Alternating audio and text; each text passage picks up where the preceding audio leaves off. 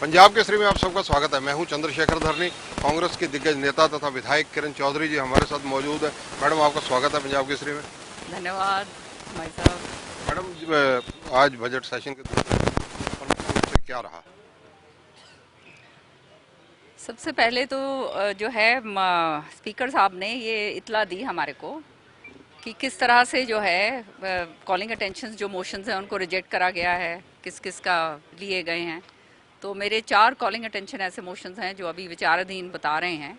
और एक जो सबसे अहम चीज़ जो मैं लेकर आई हूँ वो एमएसपी के ऊपर जो है हम यहाँ पे एक रेजोल्यूशन लाई हूँ मैं, प्राइवेट मेंबर रेजोल्यूशन, जिसके ज़रिए हम केंद्र को सिफारिश करके भेजें कि हमारे जो किसान भाई हैं उनको जो है एमएसपी का जो है कानून उनके लिए बनाया जाए और तुरंत प्रभाव से जो है इस कानून को लागू करा जाए। ये सिफारिश हम यहाँ से सर्वसम्मति से करके भेजें, ये मैंने प्रस्ताव भेजा है।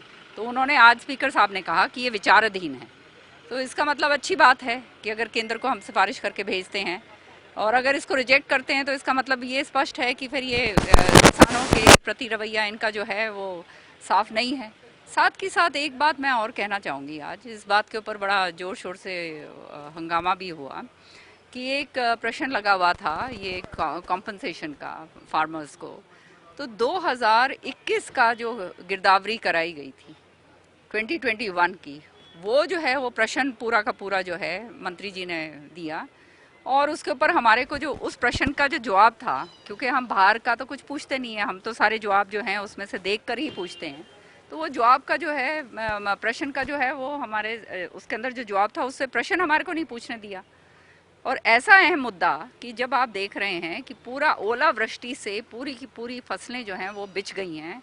आज के दिन जो है पूरी सरसों की फसल, पूरी मूली की फसल, पूरी गेहूं की फसल हमारे भिवानी, दादरी और इसमें लोहारू और इधर कुछ एरियाज़ हैं महेंद्रगढ़ के, वहाँ पे ये फसलें नष्ट हो गई हैं। अब अगर हम प्रश्न ही नहीं पूछ पाएंगे मंत्री को इसमें सदन के अंदर, तो ये फिर कैसे काम चलेगा।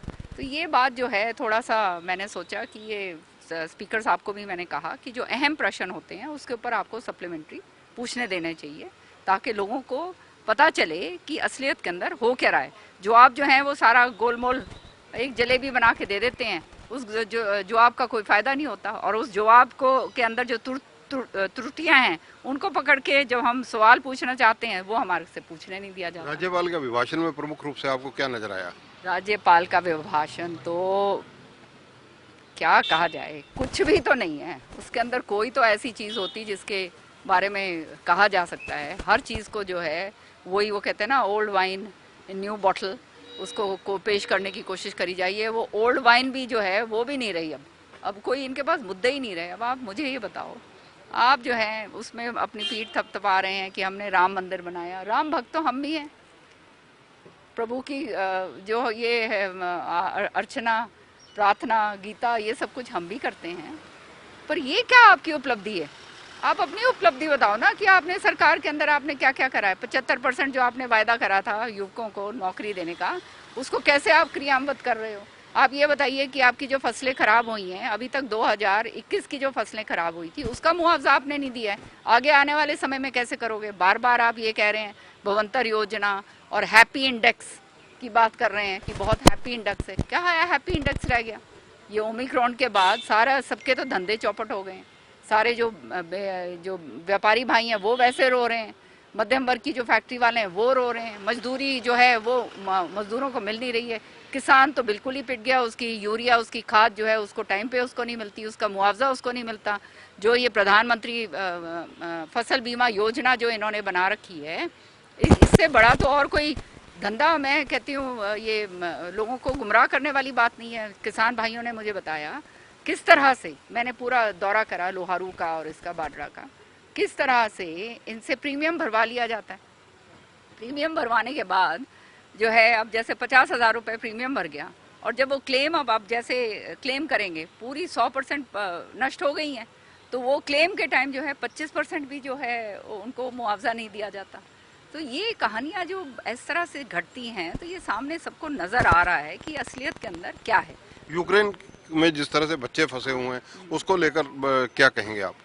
यूक्रेन का तो बहुत बुरे हाल हैं, जो आप देख ही रहे हैं सोशल मीडिया के ऊपर जो है ये बार बार बार बार लोग अपने वीडियोस पोस्ट कर रहे हैं। एक हरियाणवी यूथ का जो है वो मैंने वीडियो देखा, खारकीव से वो जो है कीव की तरफ जा रहे हैं और उनको किस तरह से अंडरग्राउंड उसके अंदर वो करा जा रहा है। और हमारी एम्बेसी की तरफ से एडवाइजरीज खाली ये पहले ये दी गई कि तुम जहाँ हो वहीं रहो, अब कह रहे हैं निकलो। अब उन बच्चों के पास ना तो खाने की कोई व्यवस्था है, ना कोई ठहरने की कहीं व्यवस्था है, बच्चे वैसे ही हैं। और साथ की साथ जो है कोई ऐसे पॉइंट्स पर्सन नहीं बनाए गए कि किस तरह से उनको वहाँ से लेकर बॉर्डर्स तक लेकर जाया जाए, पोलैंड या हंगरी जहाँ पे भी जो हैं, जो साथ में कंट्रीज़ हैं। कुछ तो हमारी एम्बेसीज को उनकी सुविधा करनी चाहिए थी। आज तक मेरे ख्याल में सही असली आंकड़े भी इनके पास नहीं है कि कौन कौन सा बच्चा जो है कौन कौन सी यूनिवर्सिटी के अंदर है। सच्चाई ये है।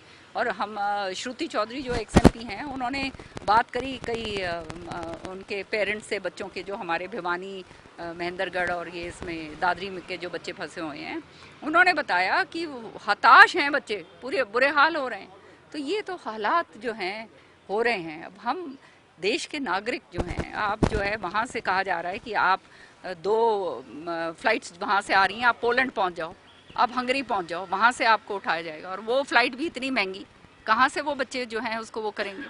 सो हर तरीके से अपने हाल के ऊपर जो है छोड़ दिया है। ये सबसे बड़े दुर्भाग्य की बात है कि ऐसी जगह पर जहाँ पे वॉर जोन है, आज वहाँ पर पूरा का पूरा जो है बम दागे जा रहे हैं, लोग मर रहे हैं। और फिर सबसे बड़ी बात यह है कि अब क्योंकि हिंदुस्तान ने जो हमारा जो भी स्टैंड है, वो तो चलो अंतर्राष्ट्रीय स्तर पे जो स्टैंड होता है वो हमने लिया है, लेकिन जो यूक्रेन के लोग हैं वो भी अब हॉस्टाइल हमारे बच्चों के प्रति हो गए। मैम, जिस प्रकार से मेडिकल एजुकेशन महंगी होने की बात भारत के अंदर कई पेरेंट्स अब कह रहे हैं, सस्ती एजुकेशन के चक्कर में वहाँ बच्चे भेजे जा रहे हैं, आप क्या कहेंगे? मैं तो ये कहूँगी कि यूक्रेन जैसी जगह में ना तो वहाँ पे बहुत ही सस्ती एजुकेशन है, तभी ये बच्चे वहाँ जाते हैं। हमारे यहाँ पर हरियाणा के अंदर आप देख लीजिए कितनी ज़बरदस्त किल्लत है डॉक्टरों की।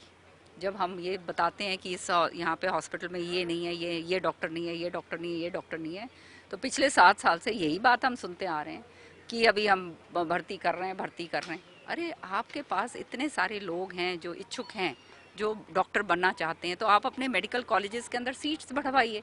आप मेडिकल कॉलेजेस जो आपने जो है 7 साल से बोलते आ रहे हैं कि हर ज़िले के अंदर बना रहे हैं, वो मेडिकल कॉलेज जल्दी जल्दी बनवा के तैयार करवाइए। आज मसलन तौर पे मैं आपको बताऊं, श्रुति चौधरी ने भिवानी के लिए मेडिकल कॉलेज स्वीकृत करवाया था अपने कार्यकाल में, उसमें 250 करोड़ रुपए जो है वो भी डलवाए थे। वो आज तक वो मेडिकल कॉलेज जो है उसका पता ही नहीं चल रहा, कहीं आधा इधर फेंक दिया, आधा उधर फेंक दिया, कुछ बनी नहीं, कहाँ बन रहा है क्या नहीं बन रहा है, कुछ उसका मालूम ही नहीं चल रहा है।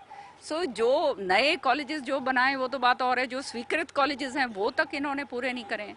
सो ये जब तक सरकार ये पॉलिसी डिसीजंस होते हैं, सरकार को बैठकर इसके ऊपर मंथन करना होगा कि किस तरह से हम उन बच्चों को राहत दें। अब मसलन तौर पे जो बच्चे वहाँ पढ़ रहे हैं, अब वहाँ तो दोबारा जा नहीं पाएंगे, क्योंकि जिस तरह से ये जंग छिड़ी हुई है, मेरे को तो लगता नहीं है कि नॉर्मल वहाँ पे ये स्थिति बहुत दिनों तक नहीं हो पाएगी।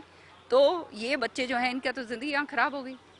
सो यहाँ पे उनको किस तरह से आप एडजस्ट करेंगे, किस तरह से जो है उनको आगे बढ़ावा दे पाएंगे, ये सारी चीज़ें सरकार का काम होता है ये करना। और ये अभी तक इनको जो है पूरा का पूरा एक खाका बना के तैयार करके और बता देना चाहिए था, अभी तक कुछ नहीं है। तो सारा बस वो कहते हैं ना, वो जैसे ब्लाइंड माइस है ना, वो इधर कभी टक्कर मारो उधर मारो, कहीं ना कहीं से कोई सुरंग में से निकल जाएंगे, वो हालात हो रहे हैं। दूसरे दिन जीरो आवर को लेकर क्या चर्चा रही? देखिए, ज़ीरो आवर एक ऐसी चीज़ है, परंपरा है, जो हमारे पार्लियामेंट्री प्रोसीजर के अंदर अंकित है।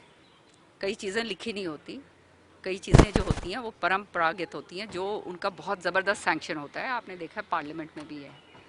अब यहाँ पे ज़ीरो आवर को बड़ी मुश्किल से तो शुरू करवाया गया। अब स्पीकर साहब ने जब शुरू करा तो अब नेचुरली हर एक आदमी जो है ज़ीरो आवर के अंदर, अब क्योंकि वैसे तो इनको मौका मिलता नहीं है बोलने का अपने हल्के के बारे में, या प्रश्न जो हैं लगते नहीं हैं, या कॉलिंग अटेंशन मोशन नहीं लगते हैं, तो इन्होंने क्या करा है कि ज़ीरो आवर के अंदर ये अपने हल्के की बातें उठानी शुरू कर देते हैं, जो मैं समझती हूँ वैसे ठीक नहीं है। पर अब क्या चारा करा जाए, जब विधायक चुन के आया जो उसकी कहीं सुनवाई हो नहीं रही है, तो वो बेचारा ज़ीरो आवर में ही बोलेगा। हालांकि ज़ीरो आवर में वो इश्यूज़ उठाए जाते हैं जो करंट इश्यूज़ हैं और जो इमीडिएट इश्यूज़ जो इफ़ेक्ट करते हैं लोगों को, जो व्यापक रूप से सारी जगह सबको इफेक्ट करते हैं, वो इश्यूज 0 आवर के अंदर उठाए जाते हैं, या वो इश्यूज अपने हल्के के जो बहुत ही इम्पोर्टेंट इश्यूज होते हैं। पर अब वही जैसे मैंने कहा, तो बेचारे विधायकों को पास और तो कोई जरिया नहीं है। पर विधायक कितने मिनट मिलेंगे और कैसे ये होगा? 5 मिनट के लिए। अब ये तो अच्छा काम करा है स्पीकर साहब ने, 5 मिनट उन्होंने कहा है कि हर विधायक बोल पाएगा, लेकिन उसके अंदर अब जो है लॉटरी सिस्टम कर दिया है। अब लॉटरी के अंदर किसका नाम निकलता है, नहीं निकलता। और लॉटरी में तो आप जानते हैं, अब आज इस बारी तो खैर थोड़े दिन 10 दिन चल रहा है, जो आने वाले टाइम के लिए जो है जो हमारे सेशंस होते हैं 1 या 2 दिन के होते हैं, उसमें कौन बोल पाएंगे फिर? और कौन से प्रमुख मुद्दे हैं जो आने वाले 10 दिनों में आप उठाने जा रही हैं? ओलावृष्टि का जो है ये मुद्दे हैं, यूक्रेन के बच्चे हैं उनके मुद्दे हैं, ये तो लग चुके हैं। फिर जो है हमारे ये जो पुरानी पेंशन की बहाली जो हमारे कर्मचारी मांग कर रहे हैं, राजस्थान ने कर दी है, ये बहुत जायज़ है। देखो 30-35 साल आदमी नौकरी करता है, अब ये खड़े हैं ये पुलिस वाले भी, अब ये सारे अपने घुटने तोड़वाएंगे, सारा कुछ है, और फिर जब ये रिटायर होंगे इनके पास जेब में जाके कुछ भी नहीं है, और इनके अगर पेंशन पूरी आधी पेंशन नहीं मिली, जो पूरा ज़िंदगी जिसने बिता दी, तो वो आदमी करेगा क्या? वो कहाँ जाएगा? बुढ़ापे के अंदर तो वैसे ही कुछ नहीं होता।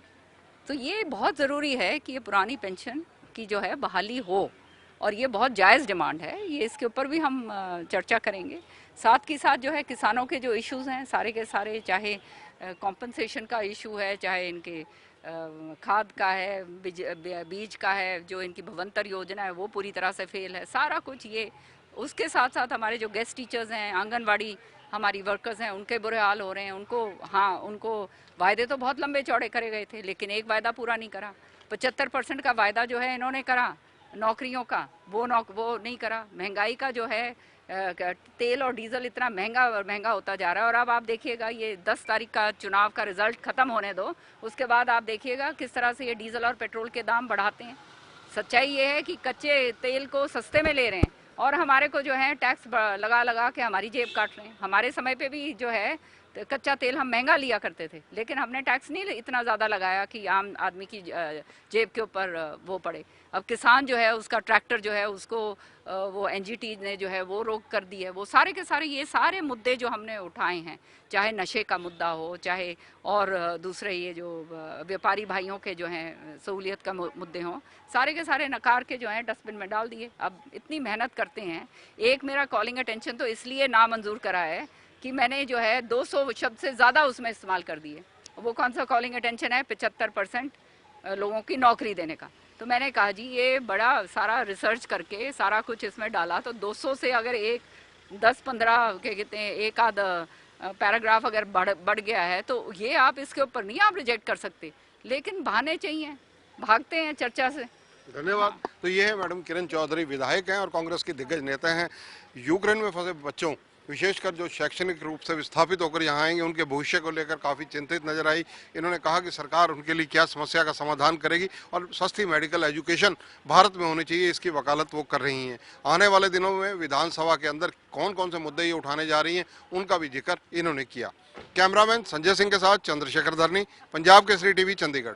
हमसे जुड़े रहने के लिए हमारे YouTube चैनल को सब्सक्राइब करें और नई वीडियो की नोटिफिकेशन के लिए बेल आइकॉन को दबाएं। अगर आप ये वीडियो Facebook पर देख रहे हैं तो लाइक जरूर करें और ज्यादा से ज्यादा शेयर करें। धन्यवाद।